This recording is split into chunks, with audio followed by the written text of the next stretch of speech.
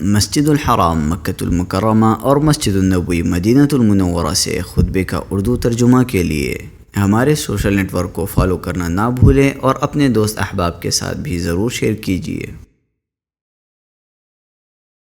خطبہ جمعہ مسجد الحرام، تاریخ 30 محرم 1447 ہجری و مطابق 25 جولائی 2025 عیسوی۔ موضوع نیک فالی اور بدفالی کا حکم۔ خطیب فضیلۃ الشیخ عبداللہ بن عواد الجہنی حفظہ اللہ۔ ترجمہ حشر الدین مدنی۔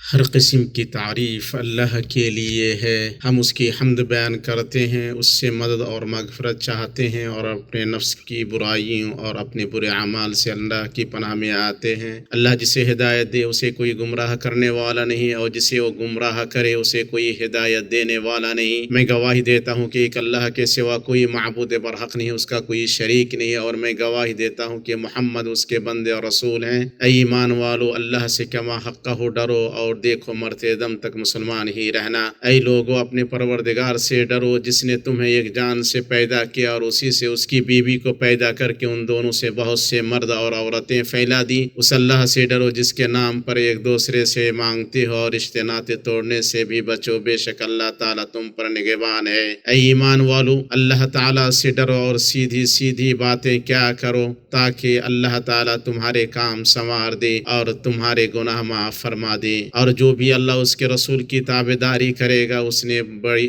مراد پالی۔ اما بعد، اے لوگ، اللہ کا تقوی اس شخص کی طرح اختیار کرو جو اس کی طرف رجوع کرے، اور اس کے حکم کی مخالفت سے اس شخص کی طرح بچو جو حساب پر اور اللہ کے سامنے پیش ہونے پر یقین رکھتا ہو۔ دین کو خالص کرتے ہوئے اس کی عبادت کرو اور ایمان و یقین والوں کی طرح اس کا خوف کھاؤ۔ خواب غفلت سے بیدار ہو جاؤ کہ محرم گزر گیا اور سفر کا مہینہ آ گیا۔ نادانیوں کی نیند سے بیدار ہو جاؤ اور گزرتے دنوں سے عبرت حاصل کرو کہ نیک بخت وہی ہے جو عبرت پکڑے۔ جان لو کہ اللہ تعالیٰ نے اپنے رسول صلی اللہ علیہ وسلم کو ہدایت دے کر بھیجا، ان کے ذریعے اندھوں کو بینائی دی، ان کے ذریعے جہالت کی تاریکیاں اور عصبیتیں چھڑ گئیں، آبا و اجداد پر فخر غرور کرنا ختم ہوا، تیروں سے فان نکالنا، دنوں اور موسموں سے بدشگونی لینا رخصت ہوا۔ نہ ماہ سفر منحوس ہے، نہ جمادہ بے برکت ہے، بذات خود نہ کسی دین میں سعادت ہے اور نہ ہی بدھ کے دن میں نحوست ہے۔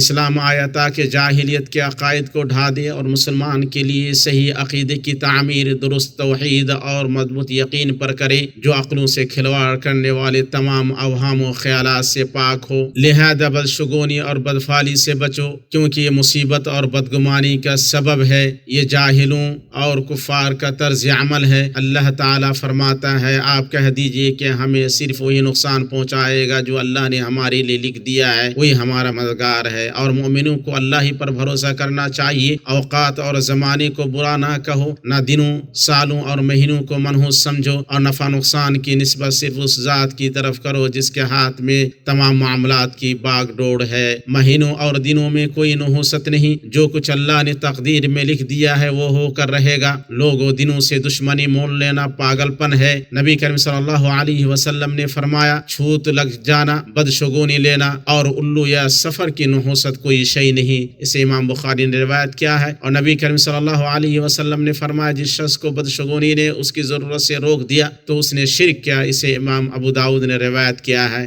جان رکھو تمہارے سب سے منحوس دن وہ ہیں جن میں تم گناہوں کا ارتکاب کرتے ہو اور ایسا کام کرنے کی جرات کرتے ہو جو علام الغیوب پروردگار کو غضبناک کرے۔ اس لیے پوری کی پوری نحوست اللہ کی نافرمانیوں میں ہے اور تمام کی تمام بربادی اللہ کی حرمتوں کو پامال کرنے میں ہے۔ اسی طرح تمہارے سب سے بابرکت دن وہ ہیں جن میں تم نے اپنے مولا عز و جل کی اطاعت کی۔ مسلمانوں، اللہ کا تقوی اختیار کرو اور اس کی بارگاہ میں توبہ کرو، اپنے رب کی طرف پلٹو اور اس کی بات مانو، صحیح عقیدے پر مبنی نیک اعمال کے ذریعے ایمان اور توحید کو قائم کرو۔ کسی دن یا مہینے کو دشمن نہ سمجھو، اللہ سے اچھا گمان رکھو اور نیک فعل لو، کیونکہ نیک فعل خیر کی امید ہے، اپنے رب پر توکل کرو اور یہ دعا کرتے رہا کرو، اے اللہ تیرے سوا کوئی بھلائیاں نہیں لا سکتا اور تیرے سوا کوئی برائیاں دور نہیں کر سکتا اور تیرے بغیر نہ کوئی طاقت ہے نہ قوت، یا یہ دعا اے اللہ تیری بھلائی کے سوا کوئی بھلائی نہیں اور بدشگونی اسی میں ہے جس میں تو نے مقدر کیا ہے اور تیرے سوا کوئی حقیقی معبود نہیں۔ اللہ کی کتاب سے رہنمائی حاصل کرو، اس نے ہر چیز کی تقدیر رکھی ہے، دلوں کو ان کی گندگی اور سیاہی سے پاک کرو، یعنی دشمنی، نفرت، جھگڑوں، بری اور خراب نیتوں سے، نرمی سے بات کرو، کھانا کھلاؤ، سلام عام کرو، صلہ رحمی کرو، اور راتوں کو جبکہ لوگ سو رہے ہو تم قیام کرو، قبل اس کے کہ تمہارے درمیان اور تمہاری خواہشوں کے درمیان موت حائل ہو جائے، اس سے پہلے کہ تم ذات کے حضور پیش کیے جاؤ جو ظاہر و باطن کا علم رکھتا ہے اور وہ تمہیں تمہارے اعمال کی خبر دے گا۔ فرمان باری تعالی ہے، اور اگر تم کو اللہ کوئی تکلیف پہنچائے تو بجز اس کے اور کوئی اس کو دور کرنے والا نہیں، اور اگر وہ تم کو کوئی خیر پہنچاتا ہے تو اس کے فضل کا کوئی ہٹانے والا نہیں، وہ اپنا فضل اپنے بندوں میں سے جس پر چاہے نچھاور کر دے اور وہ بڑی مغفرت بڑی رحمت والا ہے۔ اللہ تعالی مجھے اور آپ سب کو اپنی واضح کتاب اور اپنے معزز نبی صلی اللہ علیہ وسلم کی سنت سے فائدہ پہنچائے اور ہمیں اور ان لوگوں میں شامل فرما دے جو بات کو بغور سنتے ہیں اور بہترین قول پر عمل کرتے ہیں۔ مومن تم سب مل کر اللہ سے توبہ کرو، تم فلاح پاؤ گے۔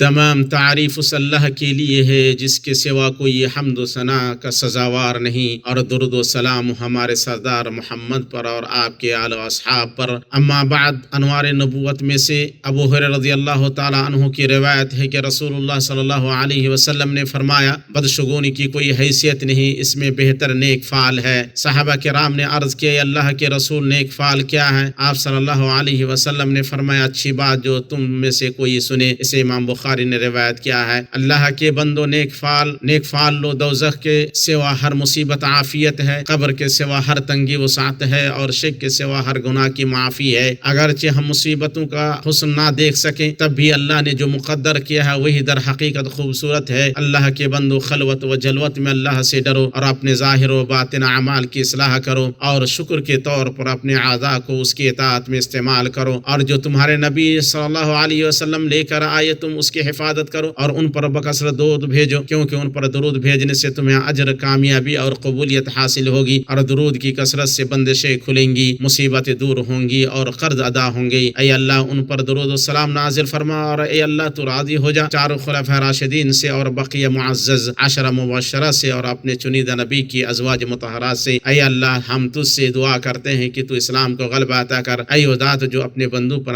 اپنی رحمت سے فضل فرماتی ہے۔ اے اللہ مسلمانوں کا مقام بلند کر، انہیں نصرت، کامیابی اور امیدوں کا تاج پہنا۔ اے اللہ اپنی عنایت اور توفیق سے خادم حرمین شریفین اور ان کی وفا شعار ولی عہد دونوں کو نواز، جنہوں نے نیکی کا کام انجام دیا اور جن کے ہاتھوں ملک اور عوام کی اصلاح ہوئی۔ اے اللہ انہیں اپنی مدد سے سر بلند کر اور اپنی توفیق و نصرت سے ان کی مدد کر۔ اے اللہ تمام مسلمانوں کے حکمرانوں کی حفاظت فرما۔